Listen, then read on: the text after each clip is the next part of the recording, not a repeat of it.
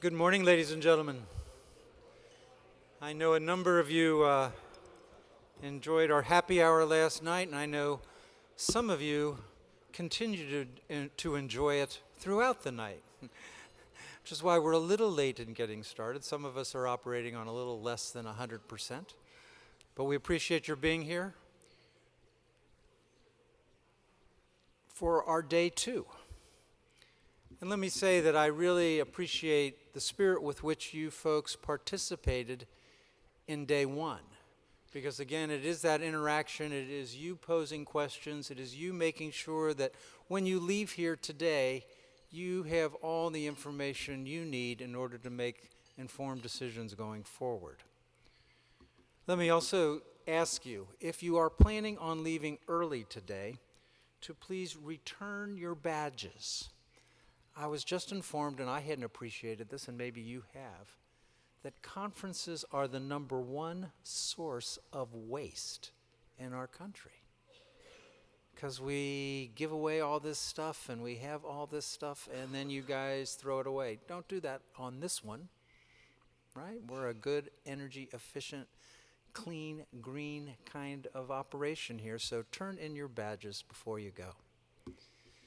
Before we start with our first panel, we also wanted to give an opportunity to appropriately thank and hear from the sponsors of our lovely happy hour last night, Johnson Controls, because it was quite lovely, was it not? Really, it was.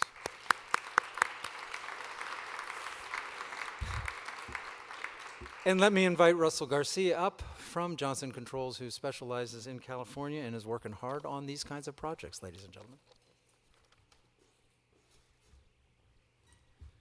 Thank you, Roger.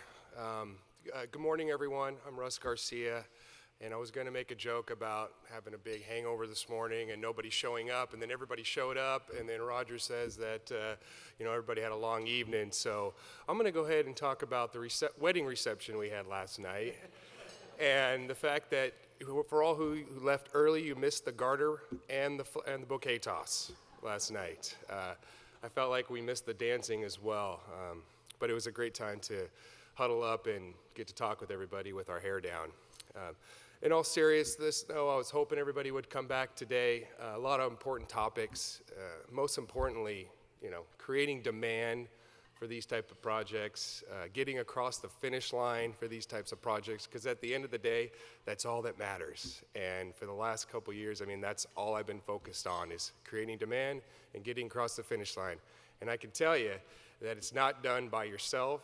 It is a collective effort to go out meeting with these building owners arm in arm and explaining to them about the program. I can tell you, we would have not gotten the Prologis job if I didn't go arm in arm with Rich Chen and Simone to the customer's office and explain the program. And same thing down in Los Angeles. David and I have been out on customer meetings too. It is really a team effort. So if you think that just getting a program together up and running and you think it's the right program, that it's going to work, there's still work to be done, and it's a team effort after that. So I hope that that's the message that gets communicated today, and Roger, appreciate the time to come up here and say a couple words. So thank you.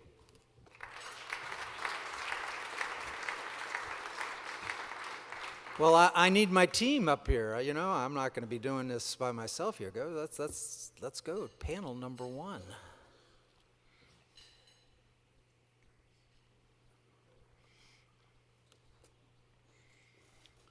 So as our program indicates, and as Russ alluded to, one of the things we heard yesterday was the big inhibitor for commercial pace is deal flow.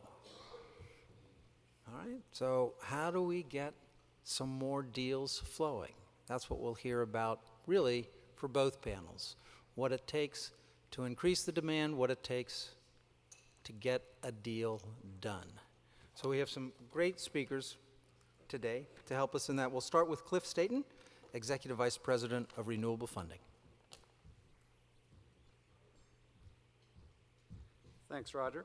So yesterday we talked about how to set up a program, programmatic issues, lender consent, JPA versus standalone program, all those kinds of things. And what we identified as the big problem, as Russell said, is deal flow. How do we get demand started in this market. Before I talk about energy efficiency and getting demand going in energy efficiency, I thought it might be good to step back and look at a different marketing challenge that another industry faced. So in the late 50s and early 60s, when Volkswagen was trying to crack into the US auto market, auto consumers in the United States were wanting bigger and flashier cars. They wanted a lot of chrome. There was a lot of conspicuous consumption in America. And the Volkswagen wanted to introduce the Beetle, which is small, economical, and from American standpoint, an ugly car.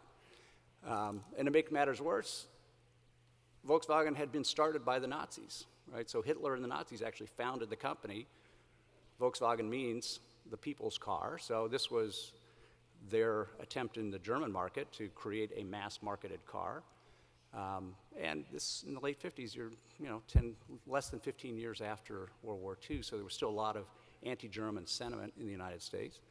And so they had a big challenge, and they also had very little money to begin their marketing effort in the United States. So the ad company that came up with their program took a very different approach, sort of challenged conventional wisdom. And this was one of the ads that they came up with. They had a whole series of them.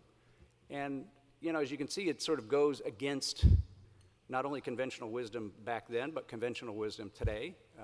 If you're going to sell cars, most ads sell them based on testosterone and sex, right? If you buy my car, you're going to be able to go fast and you're going to get beautiful women, right? That's the way most cars are sold. And as you can see from this, the car is the smallest thing on here. And they had sort of a lot of attitude in their copy. So they had this one as one, think small, sort of the opposite of, sex and testosterone. Another ad was just called Lemon and had the photo of the VW on there. And, the opposite of what you would normally think of is how you go to sell a car. You don't use the word lemon. But they used it, and the copy says, you wouldn't consider this one a lemon, but one of the several hundred inspectors on their assembly line pulled it off the assembly line because of a little bit of brushed chrome on the, glove compartment. And so you can trust these guys that they're going to have the highest standards. So they took a very unconventional approach with VW, and this ad campaign was called by Advertising Age as the most successful campaign of the 20th century because they changed the way people thought about cars and also about Germans. And VW became one of the most loved cars, and you have Herbie the Love Bug, movies made about VW, so they really cracked the market and changed the way people thought. And I think that for us, I'm not going to propose a new Pace advertising campaign today, but I would suggest that what we need to do in order to create deal flow is to challenge conventional wisdom about the way people think about energy efficiency and about why they should finance improvements on their buildings.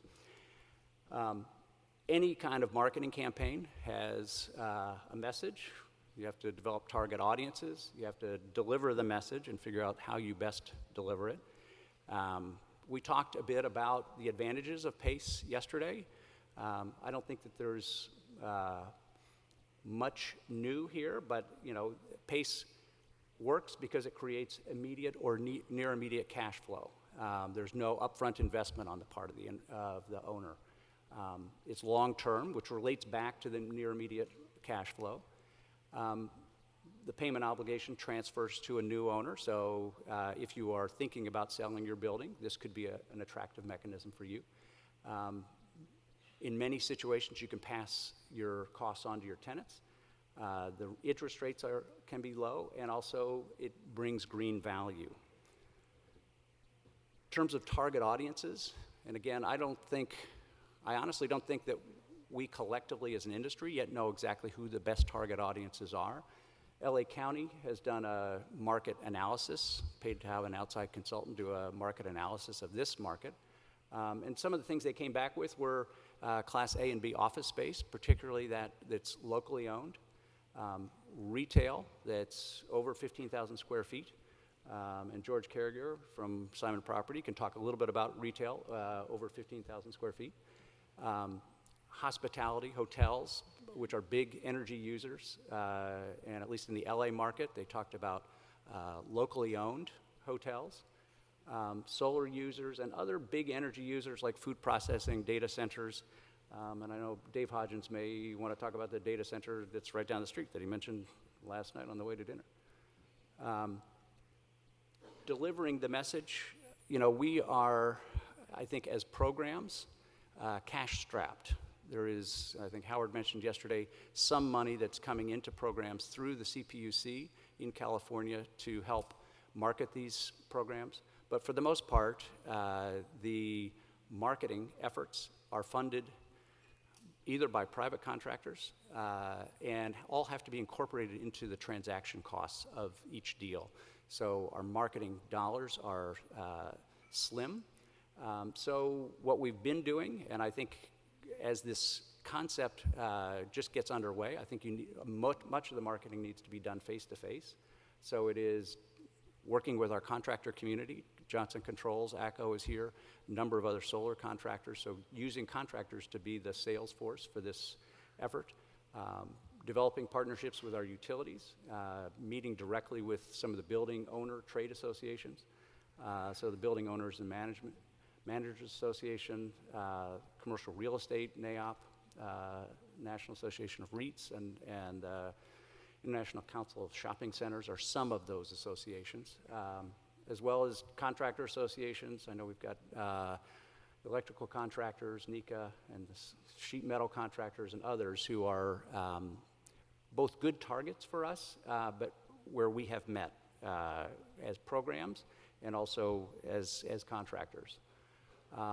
And lastly, I think we need to leverage our resources. So 3 years ago when PACE was the hot thing, we had a lot of elected officials who very much wanted to be in the spotlight with PACE. They can, and I think we need to use them much more effectively to get the word out about PACE. I think there is in other parts of the country a lot of new interest in PACE. We're getting Utah and Texas and others in Connecticut are just passing PACE laws, and there's a lot of activity there. I think in California we need to regenerate some of the interest around that and use elected officials. Again, contractors, some of these other same folks that we just talked about, there are resources that we need to leverage. And I would say, finally, that we need to leverage the successful case studies. So Prologis obviously is getting a lot of attention, and there's been a huge effort to educate people about what worked with one of the largest property owners in America and the largest contractors and in San Francisco, and Rich Chen will talk more about that. But I think use of case studies is probably the best way for us to leverage the limited dollars that we have. So I'll stop there and pass on to our next panelist, which I think is Chuck.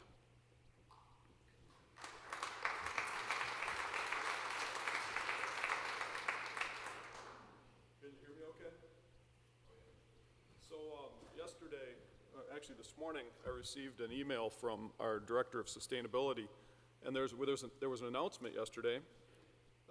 Thursday, March 14th, California groups to provide loans for energy efficiency projects in buildings. This is another model that was just launched yesterday and it's an ESA. There's energy services agreements, there's managed energy services agreements, and there's agency managed energy services agreements. So is anybody in the audience from the Efficiency Resource Fund or METRIS? Okay. The reason I bring that up is, it's just another model that's been launched, and it was launched yesterday. And I don't know about you, but my phone's been ringing off the hook ever since yesterday because of this new program, right? Well, obviously that's not the case. I mean, these programs don't sell themselves. They really need to be explained because they're complex, and many times customers are concerned about being able to understand all the different options and models available to them in the marketplace. At Johnson Controls, we believe that PACE is what we're calling the second standard. The first standard for energy efficiency financing was launched in the mid-90s in the MUSH market for state and local government facilities as well as K-12, and it's performance contracting. Back then, we had a hard time, we'd get the law passed, we had a hard time getting people to sign up to do the projects because it was new. And the projects they would do had a 3-year payback or less, and they didn't want to do any more. And then they would do a phase 2, and it would be a 5-year payback, and a phase 3. And today, 15 years later, essentially, we have, actually 18 years later, we have a $5 billion industry that serves performance contracting for the industry. We have a National Association of Energy Services Companies, and there's 30 companies that are certified to provide energy services throughout the United States. Are any of those ESCOs in the audience? Thank you. Who are you with? Siemens. Thank you for coming. It's great to have you here. So in the process of developing this market, it's a market development activity. And so all of the companies that serve that market, are trying to make this market work and trying to make it a great place. So these are the places that we're focused. Obviously, here in California, we've put dedicated resources, but as you can see, there's quite a few different organizations in place in districts throughout the country. And so we're developing plans to expand into these particular districts and develop projects. A little bit about Johnson Controls. We have 3 major divisions. We have our Interior Experience group, which focuses on the cockpits of automobiles. We have a Power Solutions group that does batteries for both lead acid batteries and lithium-ion hybrid batteries. Both of those divisions are number 1 in their industry. And then Building Efficiency, which is the group that Russell and I are in, is an $11 billion division that's also number 1 in their industry. Reason I bring that, you might say, well, what do automobiles have to do with buildings? And I think if you monitored your time, you'd see that you spend most of your time either in buildings or in cars. So it's kind of the interior experience that we're talking about here. And we think that PACE is really the most scalable model of all of the energy efficiency financing models that there are. Utility bill financing, the ESA agreement model. There's many different types of models, and we've really landed on the fact that we believe PACE is going to be the model moving forward. We have a large presence in California, about 1,000 employees, and about 22 active guaranteed projects. We focus on solving customers' issues in their buildings, and there's many different types of issues that our customers face with the management of their buildings, all different types of buildings. And so in thinking about how to grow these PACE districts, we really wanted to encourage the folks that are putting together these marketing programs to think about market segmentation. We believe that in every PACE district, there's fundamentally 3 markets. There's a contractor market, there's a renewable energy market, and there's an ESCO market. And so with respect to the contractor market, these are folks that are running a business that's highly responsive to their customers. They're really focused on repairs, replacement. Their businesses kind of are in a reactive mode for the most part. They're getting a lot of telephone calls from their customers saying, we need a technician on site. And then they have a follow-through process with their salespeople to quote upgrades to their buildings. They have a different set of needs than, for example, the renewable energy and solar market. The contractors are not accustomed generally to selling financed projects. They're typically going to be technical experts in a particular area, so they need some help in becoming educated in energy efficiency financing and be given some fairly simple tools that they can use on a practical matter with their customers. The renewable energy people are really good at selling a financial model. I mean, PPAs, it's a great solution. and they're excellent at putting these projects together. And so helping them is a different channel altogether. It could be a more rapid channel to market than the contractor market, because there's less education that really needs to take place with those types of contractors that are doing renewable energy.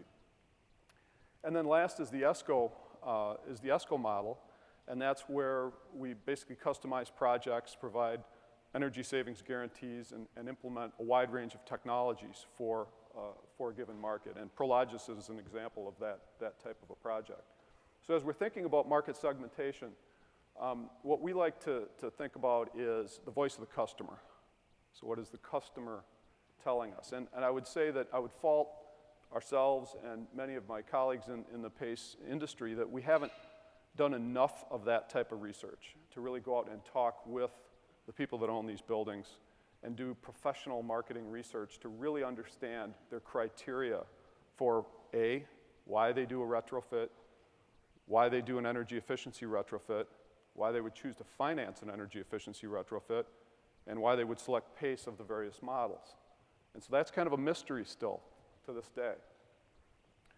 But I think targeting these different markets and the distribution channel for those markets is really important, and creating a value proposition that those various entities within your PACE district can carry to the customers is critical.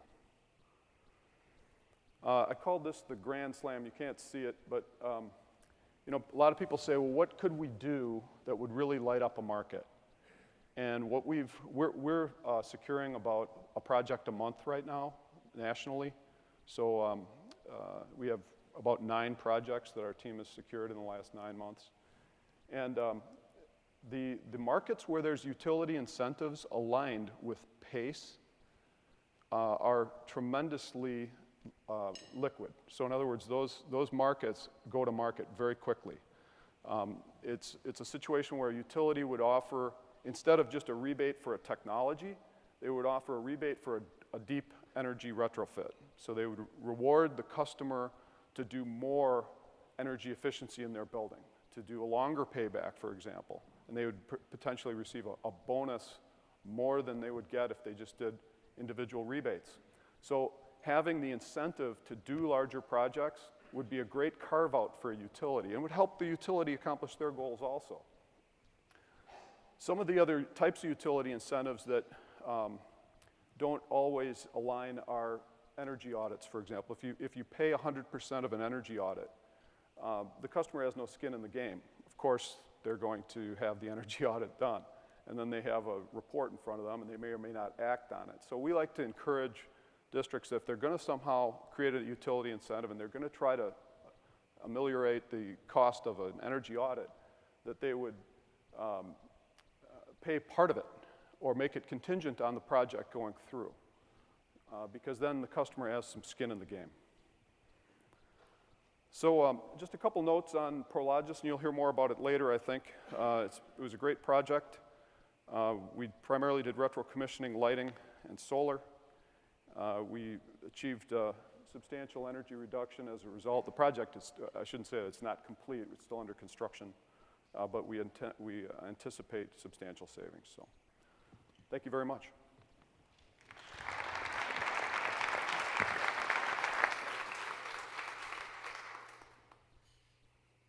Now we'll hear from George Caraguio. Close, close. You want to come up? You'd rather sit there? Absolutely not. Cliff promised me I didn't have to give a presentation today, so I'm keeping you to your word. I'm George Caraguio. I'm with Simon Property Group. We're the world's largest real estate company. We're a member of the S&P 100. We have about 325 shopping centers across North America and Asia. 240 million square feet or so of facilities. We also have a 29% stake in Klépierre in Europe that owns about 260 shopping centers.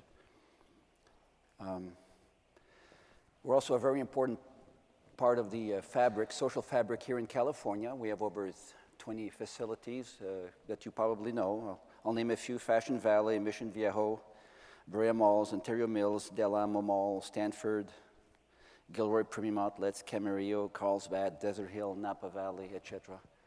So we're right here in California, and we enjoy every minute of it. I certainly do, because I'm from Indiana, and it's 30 degrees right now in Indiana. So, but let me give you a bit of information about Simon, so that to give you a reason to even listen to me. That's the first thing I wonder about when I'm listening to a speaker, is why the heck would I even listen to that person? Well, we're not strangers to energy efficiency or to sustainability. Since 2003, we've reduced our energy use by 29%. That's about $35 million a year in savings that we've produced and continue producing. In the process, we've avoided spewing about 220,000 tons of CO2 in the atmosphere. So we're doing our share there for the environment. We're the only real estate company that was listed on the Carbon Disclosure Leadership Index. We've invested millions of dollars over the last 10 years in energy efficiency, in training people and putting systems to track energy.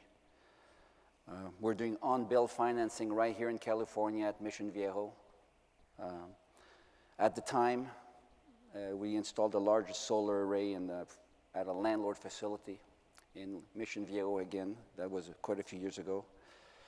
We did the first commercial PACE financing right here in California in October of 2009. That's a few years ago. And in that respect, by the way, I did hear yesterday that Cisco was the father of PACE, and we all believe that, I'm sure. He's young to be a dad, but we also have the mother of PACE here, Liz Yeager. Where is she? Liz? Yeah, so.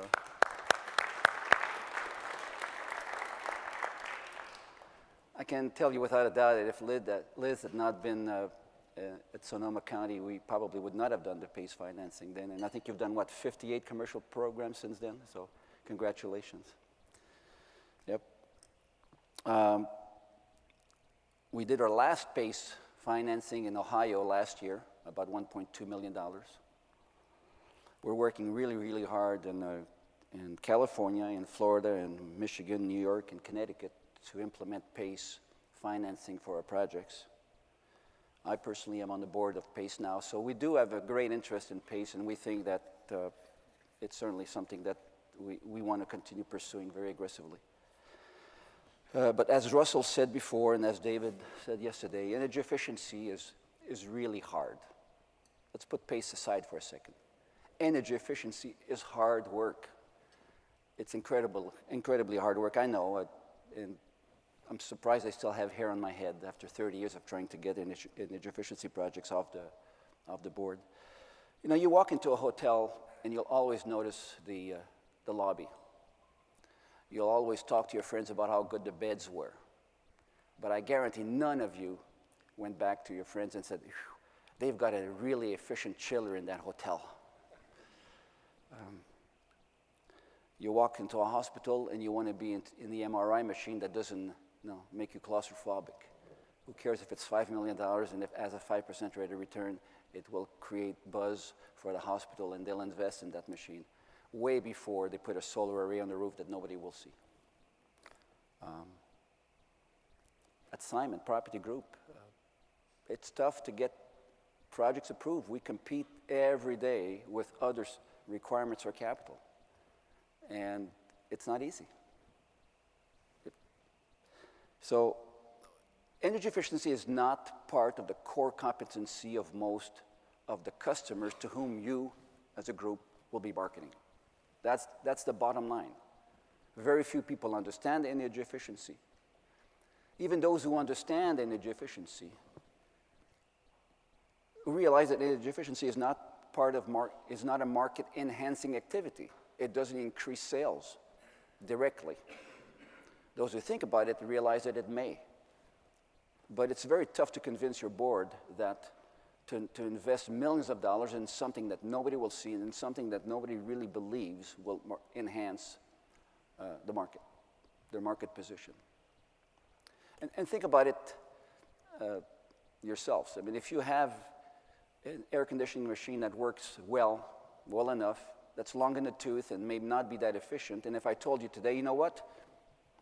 Why don't you invest $5,000 in that new machine that's much more efficient, and you'll save $40 a month after that. Now, who here would say, absolutely, I want to do it today? A few would. There's always people who really believe in the long-term benefits. But most of us would not do that, even though there's a real benefit that would accrue to us by doing so. Now, PACE can help with that.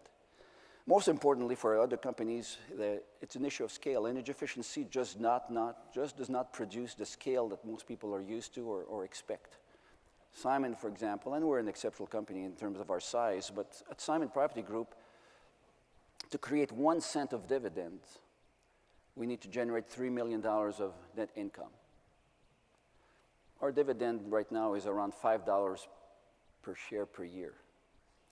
So if we wanted to affect that dividend by 1%, 5 cents, we'd have to create $15 million in savings, which means every year we'd have to get $75 million in projects financed to be able to generate 1% of our dividends. So that also makes it very, very difficult to implement projects. So having said that, because energy efficiency is so difficult to do, any tool, and I mean any tool is useful. And PACE is just such a tool. It's not a panacea, it's not the silver bullet, but it is a very important tool that can be used by owners to do projects that they otherwise would not do. There is no doubt in my mind. In my opinion, the sweet spot for PACE are those projects that have a longer payback than what people would normally accept. Let's use the example that I just used with you personally of investing $5,000 in an air conditioning machine that has a 10-year or so payback and saving you $40 a month. Very few people would do that because you'd find other ways and other places where you'd want to invest that $5,000 in a new car, in a new dress, new shoes, whatever it is, but not the air conditioning machine. On the other hand, if somebody came to you along with a PACE administrator and explained how you could increase your cost of your real estate tax by $20 a month, but yet get savings of $40, you probably would do it if it were easy enough to do. And that's really what PACE does for these projects that are difficult to finance. I will never use PACE dollars, and Simon will never use PACE dollars to do a lighting retrofit, where the payback is 5 years. We can successfully compete against other uses of capital when we bring it to the table, a project that has a 5-year payback. For some companies, it's 3. For some companies, it's 2. It changes, but every company has a limit, some payback number after which it will not allocate capital. That's very precious to them. Once you understand that, then the key to me is to look for those projects that exceed that threshold. In our case, getting a 7 or 8 year payback project done strictly on the basis of the savings that will be generated is almost impossible. Now, if there's other reasons to do it, we may do it. But if it's strictly based on savings, it's almost impossible to get a 7 or 8 year payback project approved. Now, what are those projects? HVAC replacement, taking an old machine and replacing it with a new machine that reduces energy use and reduces maintenance costs. That's typically 7 to 8 years payback around the world at average energy costs. Putting a new roof that's more efficient, a white roof, a cool roof, 8, 9, 10 years sometimes. Putting skylights in, same thing. Putting a new energy management system. Payback can be short, but in many cases, it's a very long payback. So PACE enables those projects to happen because we can still generate them on a positive cash flow by creating a term for the PACE financing, which is long enough to ensure that there's positive cash flow. And that really is a secret of PACE because the security behind the loan is or the assessment is so good, you can have these long terms for equipment that has a life that's as long as that term. And that enables then the customers, the people implementing these projects, to implement the projects on a basically free cash flow, on a positive cash flow basis. To me, that is the secret of PACE. Thank you.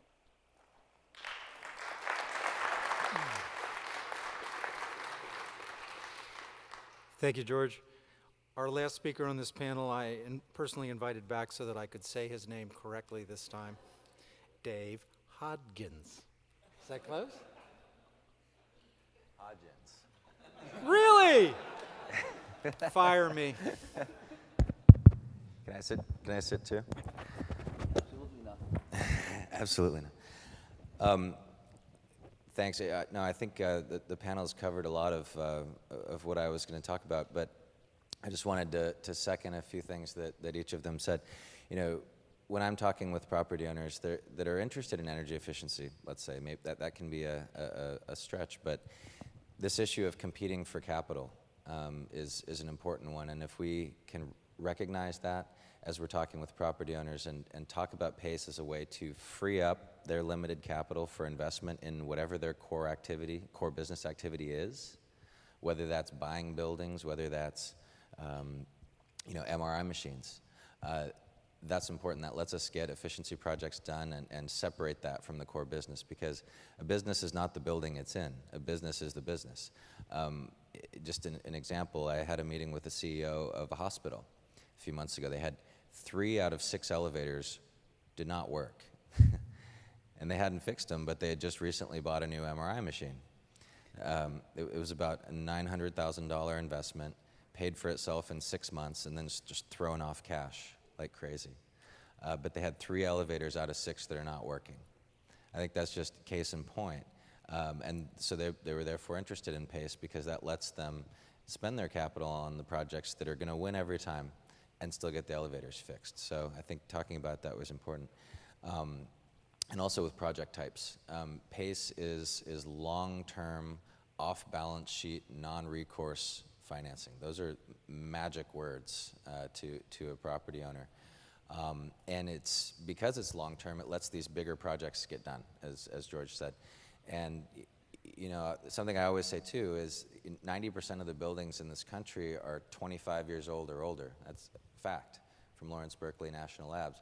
And most of those buildings, as contractors in the room will know, rely on original mechanical equipment that's nearing or past the end of its useful life. So we have a huge opportunity out there, but again, it's not visible. People don't see it, and it's really not fun. It's like having to get the tires changed on your car. $1,000 bucks. Oh, come on.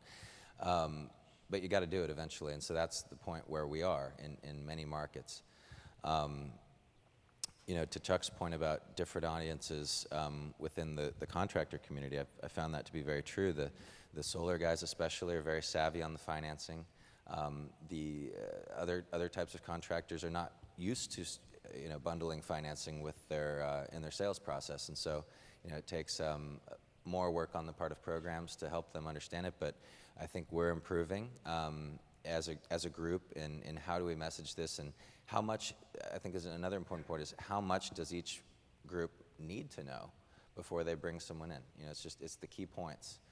Everybody doesn't necessarily have to become an expert in PACE in order to introduce it and get information to those people and get them to folks that are experts and can explain it in greater depth. We recently commissioned in LA a professional market segmentation analysis, hugely helpful. And it's not that the data or the results were necessarily surprising, but when you can get a list, and it was not that expensive to have done, with phone numbers and emails of the key people at these properties, broken down, that gives you something to work from, but the pitch is different for each group. So class and in each market, it's going to be slightly different.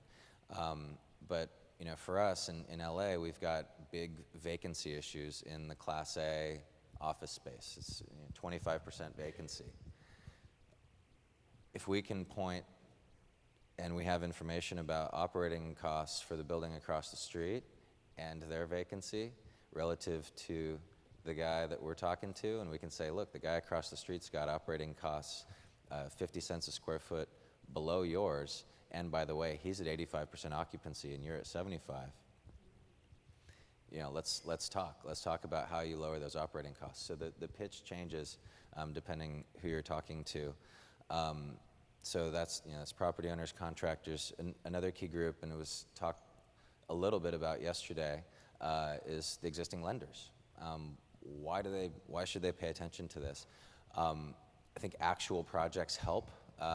Having a program up and running and the applications coming in, something that has really helped build momentum here is we really simplified the front end of the application process. It takes now it's web-based. It takes 2 minutes to complete.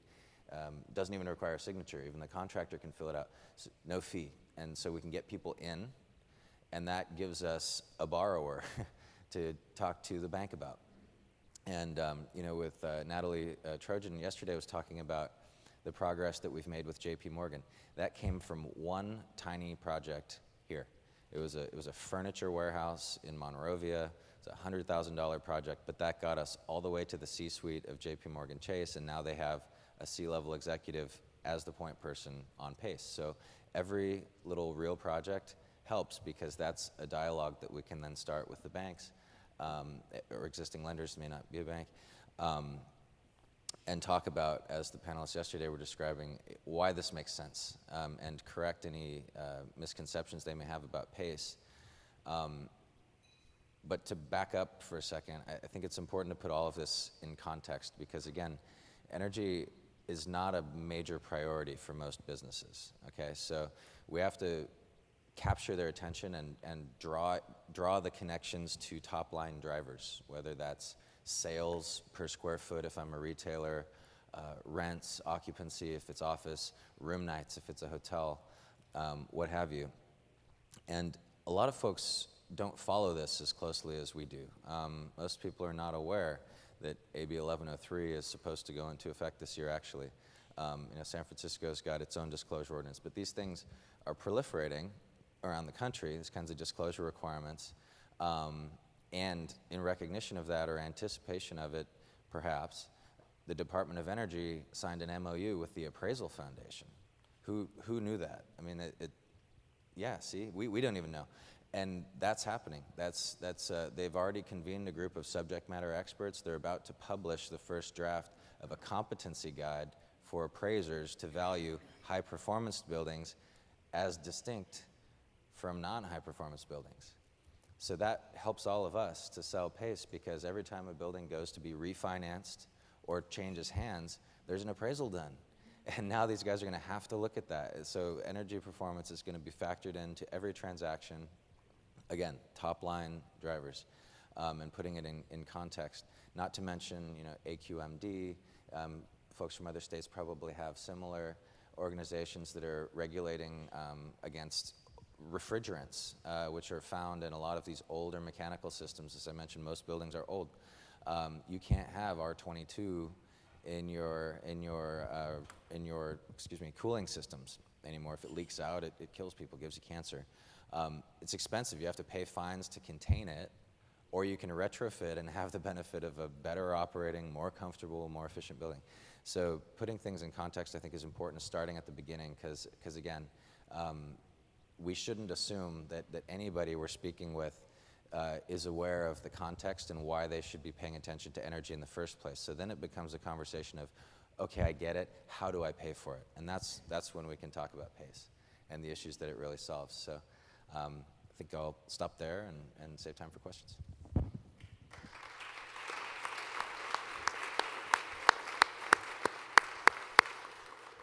All right, ladies and gentlemen, it's your turn. Yes, sir. We'll have it's coming.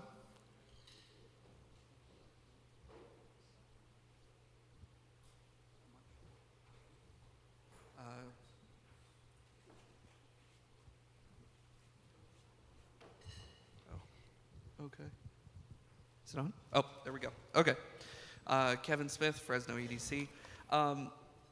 So, I mean, obviously, we've been talking a lot about the benefits of PACE. There are many of those, but in general, kind of specifically for our private companies up here who chose to take advantage of it, I'm kind of curious. I mean, obviously, capital is a precious resource, but so is time. And so what is it that made you agree to meet with the individuals who wanted to talk to you about PACE? What is it that made you want to kind of invest your time in learning about it before you even knew anything about it? Really to give it that second look and decide that, because I'm sure you get approached all the time with people that have magic solutions to your problems. So, what is it that made you take that second look at PACE programs and then, walk down that path?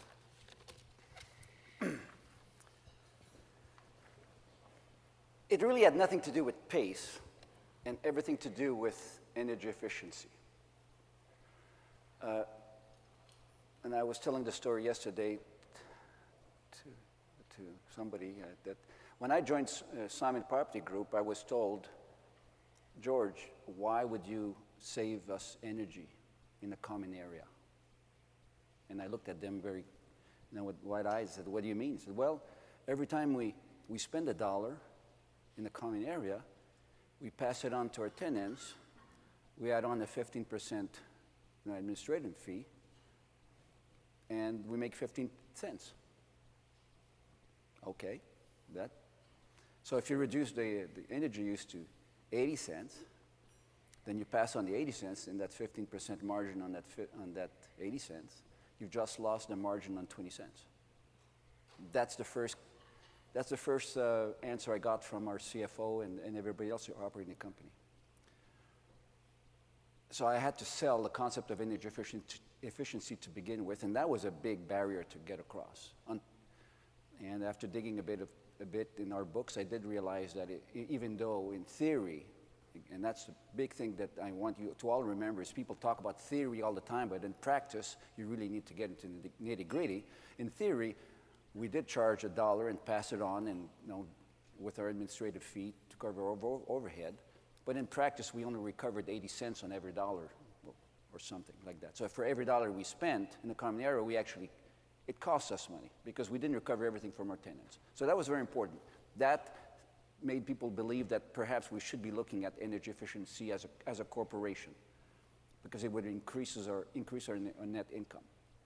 The next step was to convince the people in the field that they should look at energy efficiency. And whoever you are, except for saints among us, the bottom line is very important. The paycheck that we take home is really important to us. So the first reaction I got from our mall managers and property managers was, why would I even worry about energy? It's 10% of my operating costs. I've got other things I need to worry about. The elevators that don't work, the escalators that don't work, the roof that's leaking, etc. Why would I spend time doing that? Again, in theory, good question. In practice, when I started looking at the books, and when I took away from things such as real estate taxes, insurance, corporate overhead, ground leases, etc., costs over which these property managers had absolutely no control. When you put that away, it became clear that energy was over 30% of the controllable costs at the property level.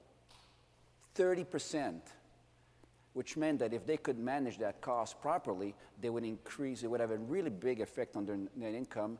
And since these people are paid based on net income in terms of their bonuses, they started listening. So the sell was not about PACE. It was getting people to believe that they should spend any time at a corporate level or at the mall level or property level thinking about energy efficiency.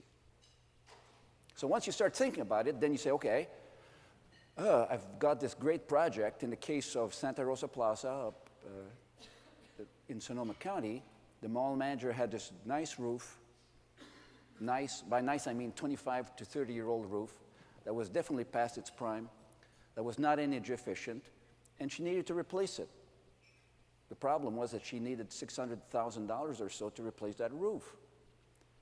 And it was not leaking bad enough for people to say, let's go and spend $600,000 because we have it and we can spend it.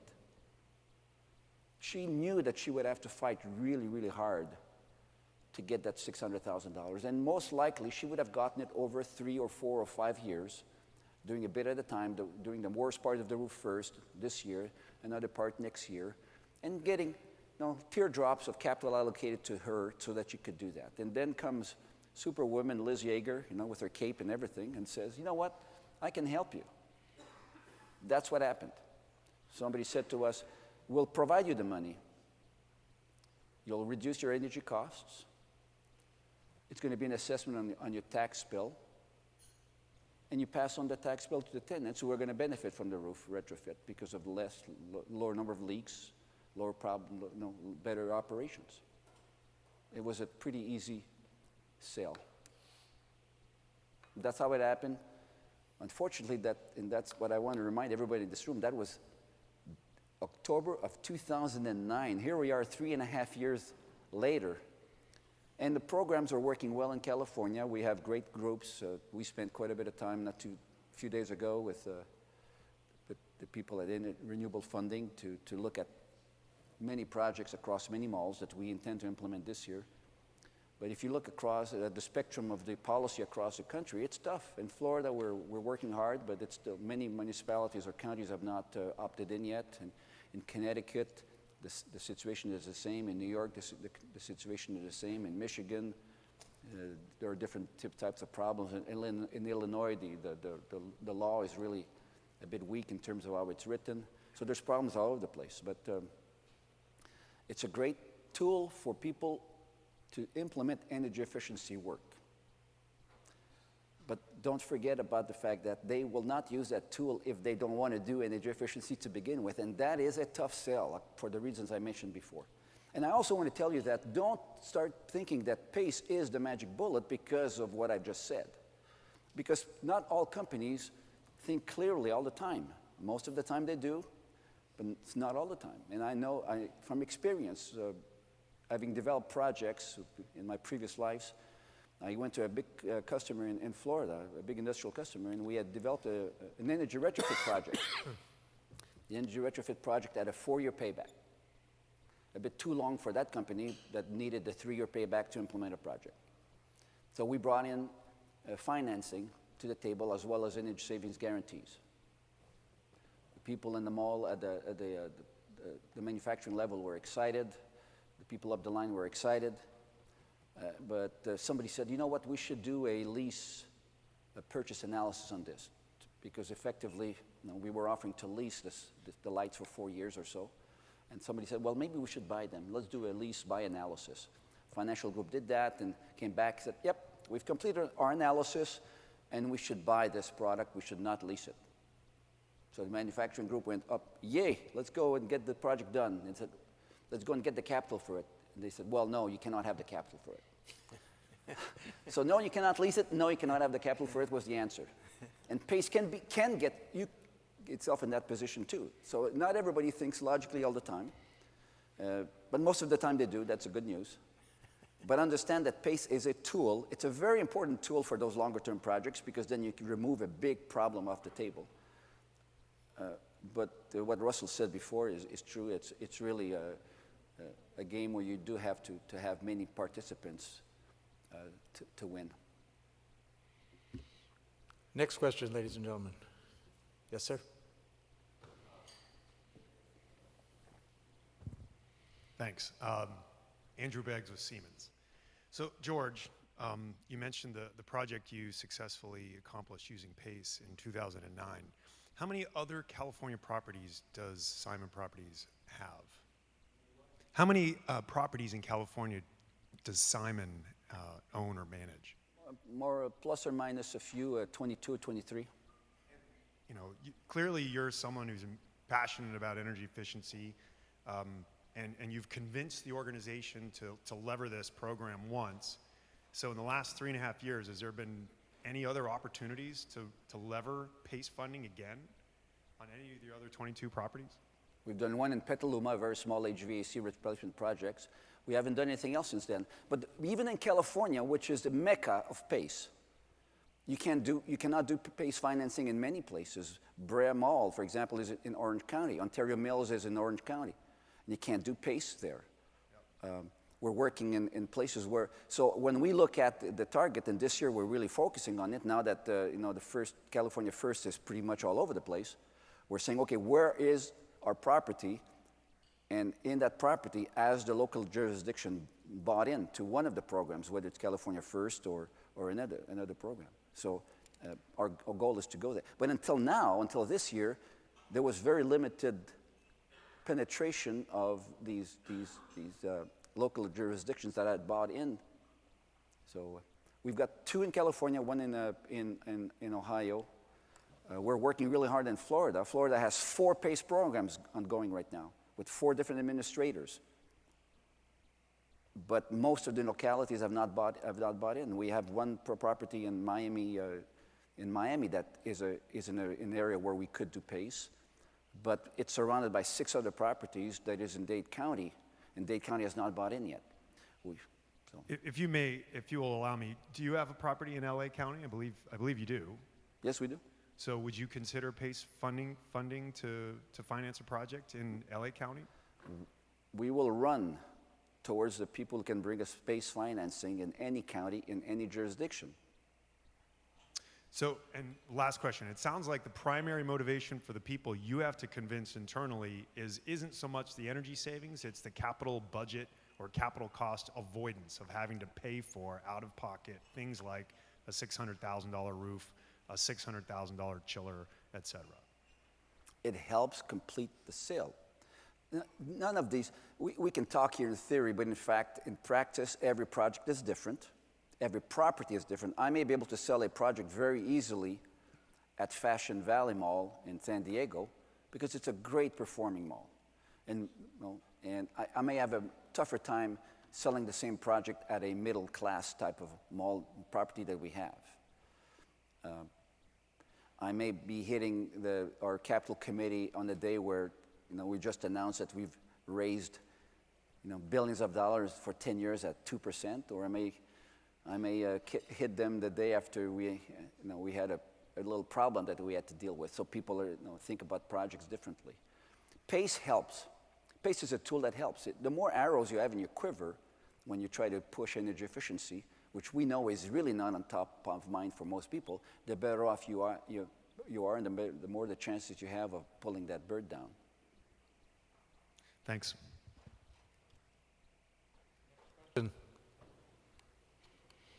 Come on, ladies and gentlemen. Help us out here.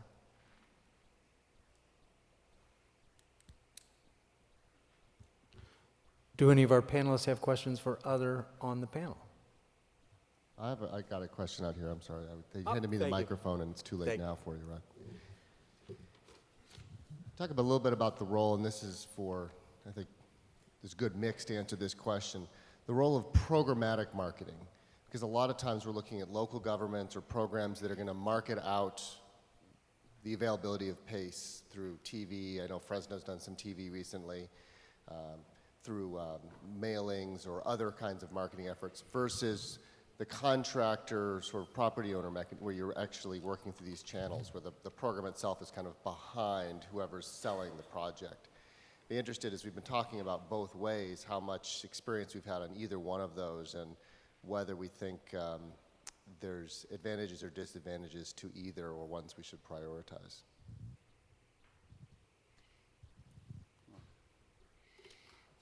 I'll take a swing at that.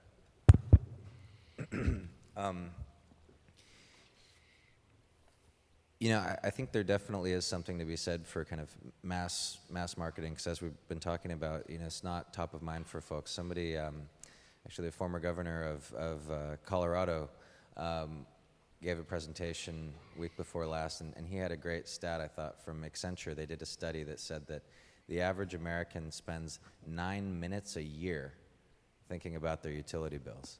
And then his joke was, so by listening to my little speech, you've just tripled, the annual attention that most people pay to this stuff. That said, we don't have a lot of money to deal with, and we're trying to balance, our overhead, because all of that translates into fees to the customer. And as we've been talking about, we need to make this easy and certainly not fee people to death when they do come in.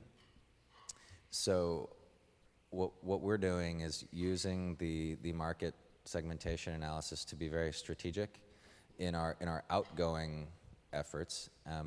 Service all comers. Everybody who comes in with a project will get our attention, and we go out like Liz did with George, and it can be helpful to have, I think, somebody from the program side who's not making a commission necessarily to help introduce the program. So I go out with Russ, I go out with Dan to help introduce the concept, but we have to do that in a targeted fashion so that we don't end up having too much overhead and therefore fees. But thinking about ways to scale and network with other groups, we are very actively working with PACE Now and with the other California programs, with Sonoma and California First and San Francisco, and kind of pooling our messages. And as we try to move towards more uniformity across our programs in the basic underwriting criteria, then it's a simpler message. And I think simplifying things and getting the scale out that way gives us much more bang for our buck if we work together as programs and emphasize the commonalities and then tailor our message to different groups. So we teach people how to fish. That's another thing that we've been doing is, as George or as Chuck said, the solar guys particularly are pretty sophisticated. So, and as George said, PACE is another tool. So if we can talk to the people who have a toolkit, okay, and we give them one more tool to put in it, that's much easier. And so having those types of conversations, project developers who are sophisticated, fluent on multiple models, not just PACE, giving them this tool, and then they can kind of be our boots on the ground. They're out doing this anyway, and by the way, we don't have to pay them because they get paid a different way, is really where we've been putting a lot of more effort recently. Yes, ma'am. Hi, Heather Miranda with the City of Santa Clarita. You touched a little bit about high vacancy rates in office spaces, and that's something that we're experiencing in our city. And we're a very business-friendly, business-oriented community. Can you talk a little bit more about how you would market this to someone who has a vacant? I mean, you already have money going out and nothing coming in. How do you market this to somebody with a vacant office space to try to help them invest in trying to be more competitive? Like, what is that message? Here, give me more money and pay more with the hope that maybe someone will come and be in your office space in 6 months. How do you spin that or sell that? It's important to have, I think, context for all of these, and I don't know the Santa Clarita market well enough, but just to the LA example, because I know that a little bit better. And in many, kind of, they call them global pathway markets, we're seeing like a flight to quality at the top end of the market, which means that the really high quality buildings are getting the tenants, and all other things being equal, if we have a greener building, we'll get the tenants. If it's just a rough, say it's a less desirable part, I'll talk about Los Angeles, of LA, for example, Koreatown has a hard time competing for high quality tenants because they're between downtown and the west side, and it's just sort of this odd place. That pitch of attracting high quality tenants and everything won't resonate as well. And so you would want to think about what's really driving the project, and if there's major deferred maintenance issues, or if there's a feed-in tariff program, for example, where it becomes a revenue generator as opposed to a cost saver, different pitch, or a power purchase agreement. If it's a totally vacant building, that's tough unless it's a developer who has a strategy to kind of totally reposition the building and take it down to the studs and turn it into a whole different thing. So that might not be the best candidate. And there are some, we want to do as much as we can, but there are some where it's just not going to work. I think Chuck had some remarks on that. Sure. Our second largest PACE project was done in a building that was about 50% occupied. And the method that we used to put the project together was completely different than the way we would normally put together a project. We went through their lease stacking plan. So we understood what their lease terms were, and we actually color-coded their buildings so that we knew what spaces were going to be occupied for what time frames. And then we aligned the technical strategy for modifying the building to align very closely with their marketing strategy of leasing the building. And so we effectively created a side-by-side method for them to implement the project through stages over time. So we had a steady state common area strategy, we had a TI strategy, and we painted a vision that at the end of 36 months or 40 months, that once they make some of their goals with respect to leasing, what they can expect from the performance of the building. So we created that vision, and as the dialogue started, they started thinking about their leases differently. So they started thinking about how can we align our interests more closely with our tenants' interests, and benefit financially on both parties and have a more competitive space. And so being able to compartmentalize the project into stages is really critical in a partially occupied building. Chuck, you raised the ESCO issue. Talk more about your experience with combining PACE and ESCO and whether or not that is well received or whether people perceive it being taking a little too much of the margin, if you will, for the ESCO. Sure. So the ESCO, one of the nice things about the ESCO model is that there's no upfront capital that has to be invested on the part of the owner to study the building and to come up with alternatives. So that's done on a kind of a staged basis or incremental basis between the ESCO and the owner of the property. So as you learn more about their building, you can be playing what-if scenarios and say, well, what if we did it this way? What if we did it this way? And the owner can make some pretty good budgetary types of decisions. The other nice thing about the ESCO process, you have basically a single person to work with on the building instead of having to call in different contractors, because as many people know, energy efficiency measures either complement each other or defeat each other. And so if you don't have somebody that's technology agnostic, that's looking at really what's best for the building, you could potentially architect a project that doesn't really work very well. And so the ESCO process ensures an integrated delivery model whereby you can model the building and make decisions as to how you would potentially modify that building. There's an optional energy savings guarantee that we offer. The energy services companies generally all offer an energy savings guarantee. Half of our projects have guarantees and half of them don't. But all of them were developed with the idea that we would guarantee the savings. It just so happens that at the end of the project, the customer many times has such confidence in that they're going to receive the energy savings that they don't want to pay the energy services company to have an engineer come in annually and validate and verify. Many times most of the guarantees we have are 3-year optional renewals, so and cancelable. So in other words, and basically there's no intrinsic fee that's built into an energy services contract that makes it more profitable for the energy services company. We just have additional costs because we have a different engineering team that's different from the project team. It's actually a measurement and verification group that comes in and looks at the project independently from the project team. And they validate and measure and monitor the energy savings and report on it so that if there's a decaying energy savings profile, it can be corrected. And generally, if you look at energy savings projects over time, there a lot of times is a decay.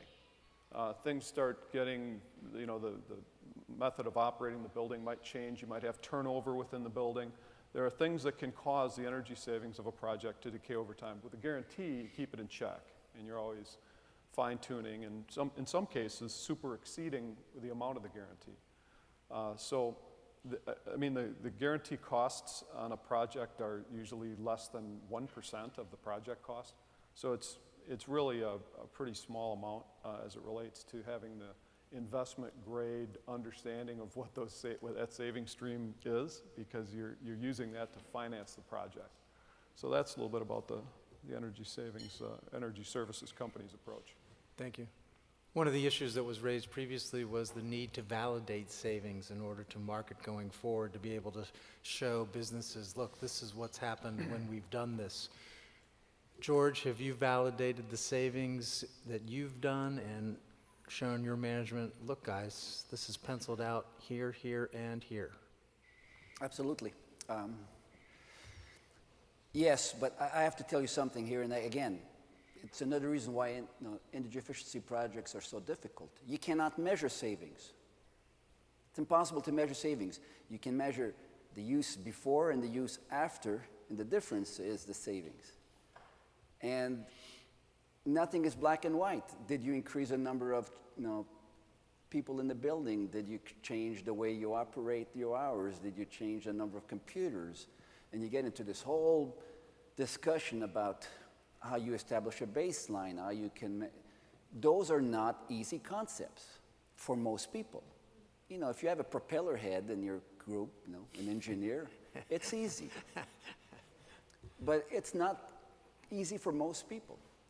So let's all understand that energy savings and guarantees is not, again, a panacea. It's a good tool to help get things done. We've used it at the beginning. We've done about $30 million in performance contracts across our portfolio. And I believe we're still today the only real estate retail company that used performance contracting. And at the beginning, I had to get energy guarantees, not because I wanted to, because I am a propeller head, but because people did not believe that the savings would be there. We audited our projects. Our internal audit group audited our projects and confirmed after a few years that all of our projects indeed not only met the savings guarantee, but exceeded it. And then we said, well, why are we spending any money purchasing a guarantee when we don't really need a guarantee? So it's a normal course of process that takes place in most companies. But again, the guarantee is a great tool to remove the doubt that some executives may have in seeing the savings. I'd like to comment on that also. Please do. Just to further validate that, we did a $100 million retrofit of a very large portfolio, and the customer elected not to have an energy savings guarantee. So there wasn't really a methodology put in place to track the savings, other than we did measure, right after the installation, before and after, and verified the savings. 4 years later, there was turnover within the customer organization. They called us up and said, what happened with all these savings that you guys had projected? And all of the projects that we were doing at that time were 5 or 7 year paybacks. So we weren't taking a big chunk of the energy, the energy use out of the building. They were not deep energy retrofits. They were more kind of cream skimming types of projects. 4 years after the fact, the utility rates had gone up on average 3%. The occupancy of the building had gone up 3%. And I tried to go and reverse engineer my way to that energy calculation, and it was really hard. And I had to go in and say, the savings, you would have paid more than you're currently paying in your budget, but your budget is going like this. And most people's utility budgets are consistently going up. So having a methodology, if nothing else, that you can track through the years, whether you have a guarantee or not, having a methodology for each building is pretty crucial. Yeah, and I mean, that's something that we've been thinking about in LA, and back to the point of cost and trying to balance that, it's crucial. I mean, especially for the capital markets players work off of data, historical data. There isn't a lot of it on the performance of energy projects, at least that's public. So it's something that we can think about as programs or as a PACE community is that how can we get at that? There are devices that are fairly low cost that can be incorporated, at least to measure simple projects like lighting, for example, that can be installed as part of the project and financed through PACE. The question is, do we make that a requirement at the program level? Do we not? We want to be careful about that. And we've talked about, at the program level, I think Connecticut's the only program I'm aware of that's got M&V built into the DNA of the program. And the Wells Fargo guys love that program for that reason. But that comes with a cost, and so we're trying to think about how could we or should we do something like that here or in other programs where we've got this start to create, I should say, this rich data set of loan performance data, project performance data, that then helps bring down interest rates and attract more capital to the space. So it's a really, really important topic. Last question. Yeah, one I was going to toss over to start with Cliff anyway, going from propeller heads to social media. One of the things that I know when we launched Cal First, and I don't remember the numbers of this, Cliff ran this, when California first began to launch through 127 cities and counties, there was a lot of effort to get some standard media attention through the press and TV. But actually what ended up, this effort that went through getting local governments and entities to push it out through Twitter and other things through their existing social networks was an amazing, we got back pages and pages of folks who had pushed this out on Twitter and got this information out to their networks. And there's this whole effort now to use away from traditional media and into the social media as a tool to get this kind of information out, particularly in these larger programs, these JPA programs, where this gives them an opportunity, to use this incredible network. I thought maybe we could, this is kind of building on my last questions, I was sitting here ruminating on it while you guys were talking about engineering. I wanted to sort of get funds from Cliff, if he could sort of remind us sort of what we had done and what the response was, and also just kind of talk about how some of this new media stuff and the demand generation and marketing is coming into play. Yeah, I mean, it's a good question. And I think, even going back to the TV versus other forms of communication, I mean, television, sort of rule of thumb is that you need to communicate 5 to 7 times your message in order to get it through to someone. And, 1 week's worth of television in this Los Angeles market is probably $1 million, right? So we do not have the funds to do the kind of paid TV advertising that you need to do in order to communicate in that fashion. What we've done through the programs that we've been operating is try to use both, as Cisco said, Twitter, Facebook, as we distributed our messages out, we gave social media toolkits to all the local governments around the state. Not only do the governments themselves, so the staff level, have Twitter accounts, and they will send stuff out on their the county or the city accounts, but also the elected officials. So to the extent that you can engage your local mayors and boards of supervisors, you get tremendous reach by doing this. So we send it not only to all those folks, but to all the other allies. So actually Johnson Controls, also Bo Engman sent his Twitter feed out about the launch of the program. So those kinds of things cost nothing. Once you put the toolkit together, you send this out, and your costs are a couple $1,000s. When we launched the San Francisco Green Finance SF program, again, we used a lot of more innovative tools. We had an internet town hall with the mayor. So again, leveraging a very supportive elected official who had a high profile on this issue. We had 40,000 people participate in that internet town hall. So they were asking him questions.